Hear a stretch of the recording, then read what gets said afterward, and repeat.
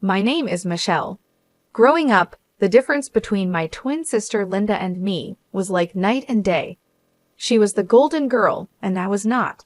Our dad, a strict university professor, was always buried in books and lectures, while our mom was the perfect housewife, focused on home and family, urging us to follow her example. From as early as I can remember, being at home felt like sitting through a never-ending critique session. My parents had a plan for the perfect family, and it did not include a daughter who wore band t-shirts and liked to keep to herself. "Michelle, why can't you be more like your sister?" was my mom's favorite line, usually directed at me when I showed up at breakfast with my headphones on, trying to shut out the world. Linda, on the other hand, basked in the glow of approval. "I just don't get why it's so hard for you to put on a nice dress and smile more," she'd say, flipping her perfect hair over her shoulder. It felt like she was from a different planet. One particularly tough Saturday, as our family got ready for one of Dad's faculty parties, a total bore, but a mandatory event for us, I decided to rebel in the smallest way I knew how. I put on my darkest eyeliner and a pair of boots that definitely did not meet the acceptable standard. "You're not going out like that, are you?" Mom caught me on the stairs, her eyes glaring at my boots as if they were dirty. I shrugged my usual defense. "Don't see why not." She sighed, that long, drawn-out kind that said I was the biggest disappointment in her perfectly organized world. "Please, Michelle, just this once, can't you try to fit in?" "What for? So you can pretend we're the perfect family?" I shot back, tired of the same old argument. "It's not about pretending. It's about showing respect for your father," she argued, her voice taking on that sharp tone that meant business. Linda, overhearing the exchange, came trotting down the hallway, her heels clicking on the hardwood floor like a judge approaching the bench. "Mom's right, Amy. It's not that hard to look decent. Why do you always have to make things difficult?"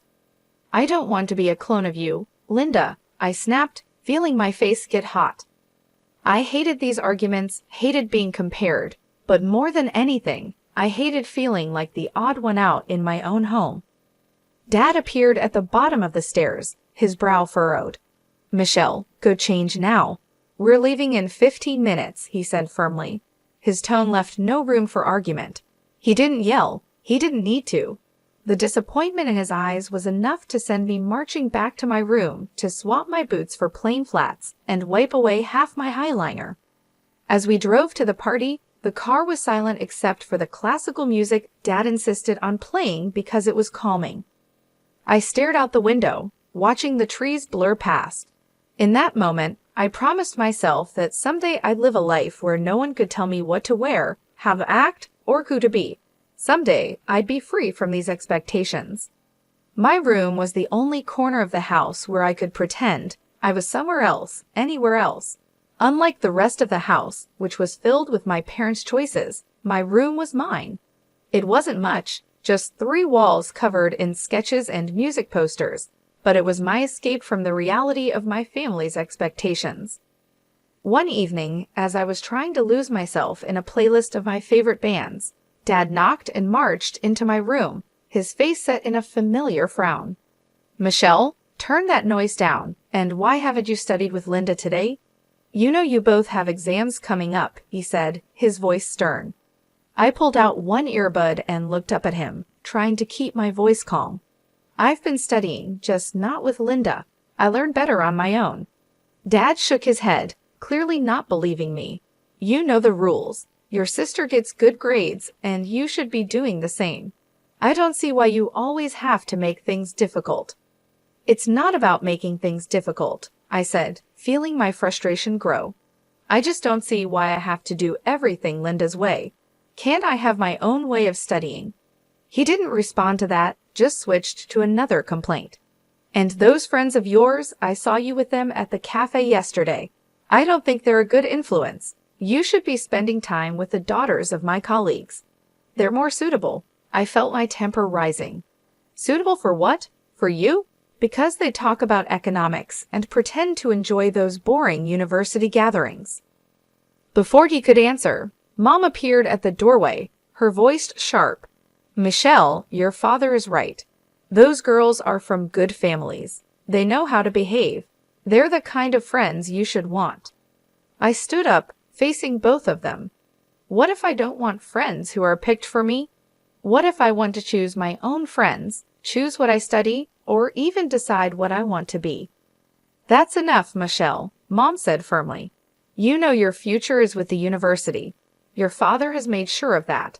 And after you graduate, you'll need to start thinking about settling down. We've already discussed this. Settling down. The words felt like a prison sentence. You mean thinking about being someone's wife, like Linda? Is that all you think I've meant for? Mom's face softened a bit, but her voice stayed firm. We want what's best for you. Following the path we've set out will give you a good life. A good life, I repeated, the irony bitter in my mouth. Is it a good life if it's someone else's idea of good? No one answered. They didn't need to. We all knew there was no point in arguing. They had their plans, and they expected me to follow them, just like Linda. Linda and I were like two sides of the same coin, always together but never on the same page. At the university where Dad taught, the differences between us became even clearer. She was into business management, the golden child always nodding along in lectures and asking smart questions that made the professors smile. Me, I was stuck in the same program, but it felt like wearing the shoe on the wrong foot, awkward, uncomfortable, and just plain wrong. One afternoon, as I was struggling through a pile of textbooks in the library, Linda breezed in, her notes organized, her smile ready. Hey, Amy, you coming to the study group tonight? Professor Hall mentioned he might drop by. It could be good for us to show up, she said, her tone light but insistent. I glanced up, feeling the weight of her expectations. No, I don't think so. Those things aren't really my scene, you know. She frowned, putting her books down with a thud that matched her disapproval. It's not about it being your scene, Amy. It's about making the right impressions. You need to start taking this seriously. We're graduating soon. I shrugged and turned back to my notes. I am taking it seriously, just not in a way that makes me unhappy. Why should I pretend? Because, Amy, sometimes you have to play the game to get ahead, she said, waving at her neat textbooks and color-coded notes. It's not about liking it. It's about doing what's necessary. I shook my head and pushed my chair back with a scrape. Well, maybe I'm tired of doing what's necessary according to everyone else. Did you ever think of that? Her voice softened, but her eyes were still firm. Amy, I'm just trying to help you. Dad won't always be around to fix things. What will you do if you keep pushing everyone away? Maybe I'll figure it out on my own. Maybe I don't need to follow Dad's path or yours, I replied, feeling a surge of defiance. Linda sighed, clearly frustrated. You're so stubborn. Just try, okay. For me, if not for yourself, show up tonight and talk to Professor Hall. It won't kill you. I looked at her, really looked, and saw not just my perfect sister, but someone who cared in her own way. Fine, I'll think about it, I conceded, not ready to promise more. Thank you, she said, her smile returning. It's not that bad, you know. You might even like it if you gave it a chance. Doubt it, I muttered, but I knew I had lost this round. For Linda, I'd show up, sit through another boring discussion, and not at the right times. It was just a few hours. How bad could it be? As it turned out, not as bad as I thought. Professor Hall was surprisingly interesting when he wasn't lecturing from a podium. I even asked a question, which earned a shocked but pleased look from Linda. Later, as we walked back to our dorm, Linda nudged me. See, not so terrible, right? That fragile piece didn't last long. In our final year, Linda introduced us to her fiancé, a lawyer 12 years older, already well-established and exactly what our parents dreamed of. Mom and Dad were thrilled, praising Linda for making such a smart choice. Then they turned their hopeful eyes on me. Now, Michelle, it's your turn to find someone suitable, Dad said one evening over dinner, his tone implying my time was running out. Mom nodded enthusiastically, already planning out my life as if it were another one of her well-organized projects. Think about your future, dear, someone who can provide for you, who has a good standing. I remember staring at my plate, feeling trapped. Linda's wedding was planned down to the smallest detail by Mom. From the bridesmaids' dresses to the flowers, everything showed off her perfect vision of family prestige. After the wedding, Mom often visited Linda, giving advice and making sure Linda's life went exactly as she had planned. Watching this, I knew one thing for sure. I didn't want my life controlled by someone else. One day, I was walking down the street, lost in thoughts about escaping the life my parents wanted for me, when I heard the deep rumble of a motorcycle. Curiosity made me look. That's when I saw him, Brian, with his leather jacket and carefree smile, pulling up beside me. "You look like you need a ride," he called over the roar of the engine, a playful sparkle in his eyes. I hesitated, looking back toward the path home, then at his outstretched hand. What did I have to lose? "Sure, why not?" I said, my voice a mix of nerves and excitement. Climbing onto the back of his bike, I felt a rush of adrenaline as we sped away. The wind whipped through my hair, and for the first time in a long while, I laughed a real laugh. Brian shouted something about showing me his world, and I held on tighter, not wanting the moment to end. We stopped at a diner popular with bikers. Over burgers and fries, Brian told me about his life as a welder, his love for bikes, and his passion for the open road. It was so different from anything I was used to, raw and real. "Don't you get scared living like this?" I asked, my voice barely rising above the clatter of plates and chatter around us. "Scared? No, it's thrilling. You never know what's around the corner. Isn't that better than having everything planned out for you?" he replied, his eyes lighting up with each word. Over the next few weeks, we met in secret. Each ride on Brian's motorcycle took me further from the life I was supposed to live and closer to the life I wanted. The speed, the adventure, it wasn't just about the thrill. It was about feeling alive, feeling free. One evening, as we watched the sunset from a secluded overlook, Brian turned to me. "Michelle, I don't just ride to escape. I ride to feel alive, to make every moment count.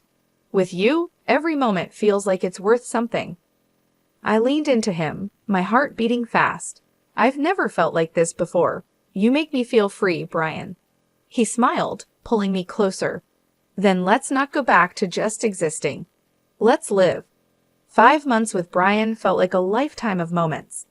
I had always dreamed of the day he would propose under the stars, with the gentle rumble of his bike in the background. My heart said yes before my mouth could form the word. It was perfect, except for one big problem: my parents. I was scared to introduce Brian to them.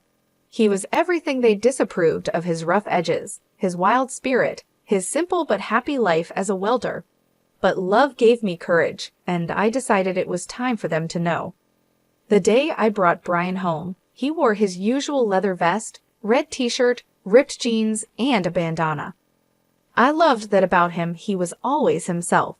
As we walked up the driveway, I could already feel the weight of my parents' judgment.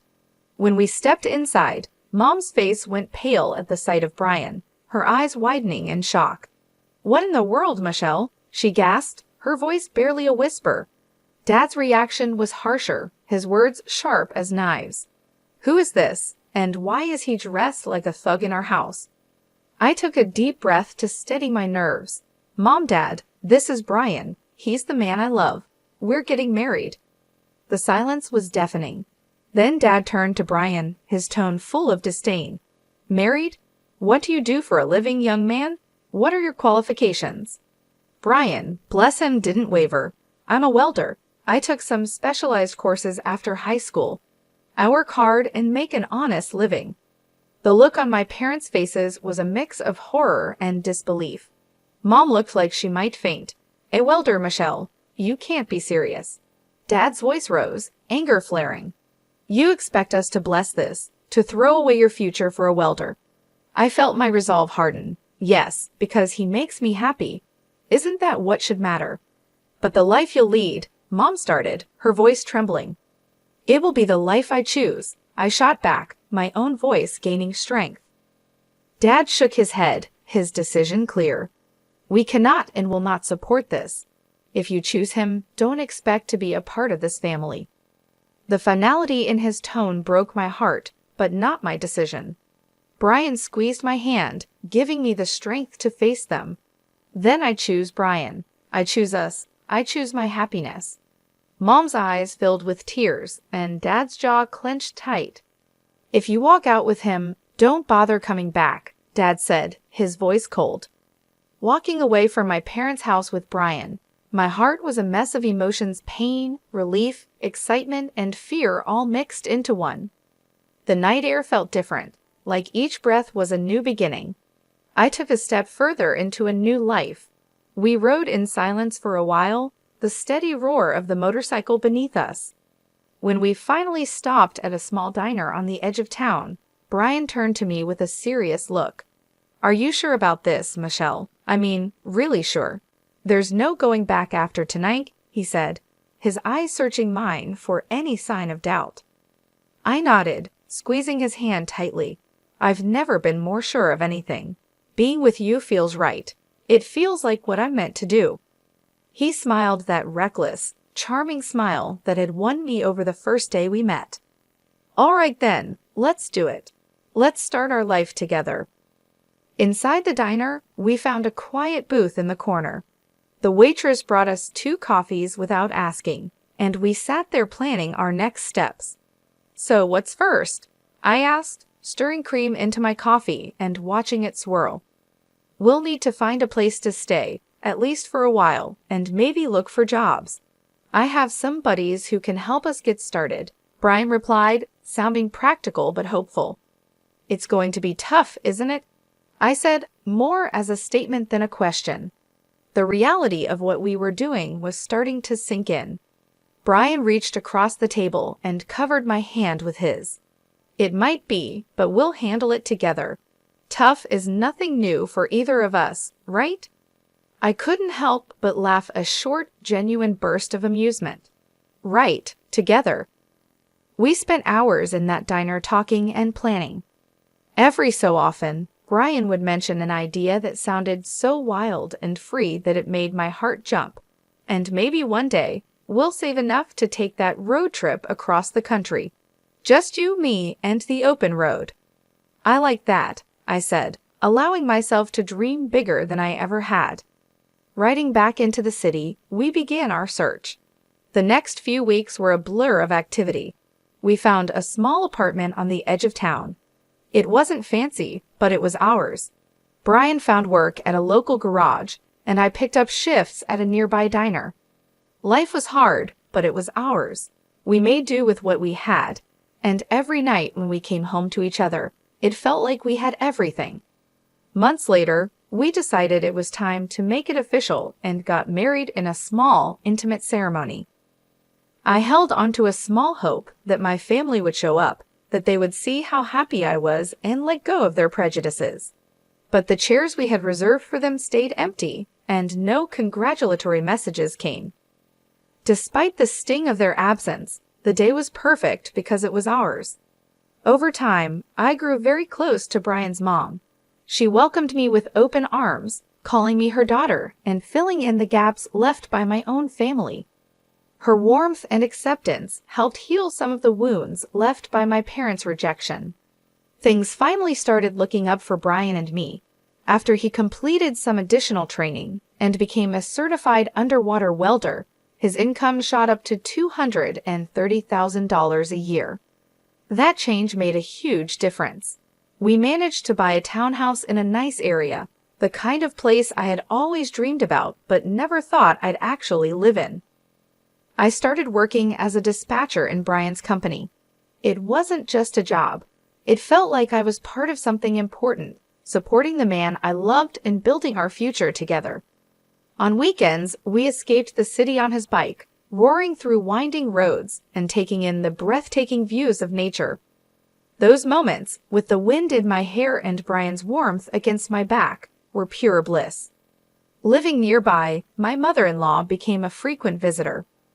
One afternoon, while Brian was tinkering in the garage and I was making coffee, she arrived looking a bit troubled. "There's been some bad news," she said as she settled down at the kitchen table. Something about a professor at the university involved in a harassment scandal. My heart skipped a beat. Did they say who it was? I tried to keep my voice steady, dreading the answer. She shook her head. No, they didn't mention a name on the radio, but you know how these things go. It's probably all over the TV by now. Nodding, I turned on the television and tuned into the news. Sure enough, there was a report on the scandal. As I had feared, my father's face appeared on the screen. The anchor detailed the accusations against him, and I felt a cold wave of disbelief wash over me. Turning off the TV, I sat down heavily, trying to process the news. Brian came in, wiping his hands on a rag, and saw my face. "What's wrong, babe?" he asked, his brow furrowed in concern. I swallowed hard, my voice barely a whisper. "It's my dad. He's been accused of harassing a student." Brian's expression grew serious for a moment before he came over and took my hand. "I'm sorry, Michelle. That's tough news. How do you want to handle this?" I shook my head, feeling unsure about everything. "I don't know. I mean, what can I even do? We're not close anymore." He squeezed my hand, showing he understood. "Whatever you need, I'm here for you. We don't have to figure it all out right now." I decided to wait and see how things unfolded before making any moves. Whatever decision I made, I knew Brian would be by my side, and that gave me the strength to face whatever came next. Life had been peaceful until that unexpected afternoon at work when a familiar car pulled into the parking lot. I hadn't seen my parents in a long time, and the sight of them stirred up a mix of emotions I thought I had put to rest. They both looked dramatically different. The scandal had taken its toll. Mom had lost a lot of weight and looked much older, while Dad seemed broken, a shadow of the stern man he once was. My mother saw me and rushed over, arms open as if nothing had happened, as if years of distance and disapproval could be erased in an instant. But I couldn't embrace her, not now. Instead, I stepped back and took Brian's hand, drawing strength from his presence. "Michelle, it was so hard to find you," Mom said, her voice cracking with emotion. Dad, always the blunt one, got straight to the point. His voice was harsh and bitter. "I was accused unfairly, you know. I went to your sister's husband for help, but that leech wanted a fortune. Your sister sided with him, and now they've kicked us out. We need your help." I stared at them, disbelief and anger swirling inside me. "Help? After all these years, you show up and demand help." "We have nowhere else to go," Mom said desperately. "They've disowned us too. We thought maybe we could stay with you." I almost laughed at the absurdity. Stay with me? After you disowned me, you made it clear I wasn't your daughter anymore. Dad's face turned red, his old temper flaring up. "You owe us, Michelle, after all we've done for you." "That's where you're wrong," I replied, feeling a newfound resolve. I cut them off, feeling Brian squeeze my hand for support. "I don't owe you anything. You threw me out because I chose my happiness over your demands. And now you want to just move in and act like we're a family again?" The situation was spiraling out of control, and I could see people watching, a small crowd beginning to form. Mom started to cry, her sobs loud and drawing even more attention. "You're being ungrateful after everything we've done for you," she accused through her tears. I took a deep breath, my decision clear. "No, Mom, I'm not ungrateful. I'm free and happy. You made your choices, and now you have to live with them." As we walked away, I heard my dad yelling, but Brian leaned over and quietly told the security team, "Don't let them come here again." The following months flew by, filled with love and peace. We welcomed a son, a new beginning for our growing family. My parents never came back. That day in the parking lot was the last time I saw them. While part of me grieved for what could have been, I knew I had made the right choice for myself and for my family.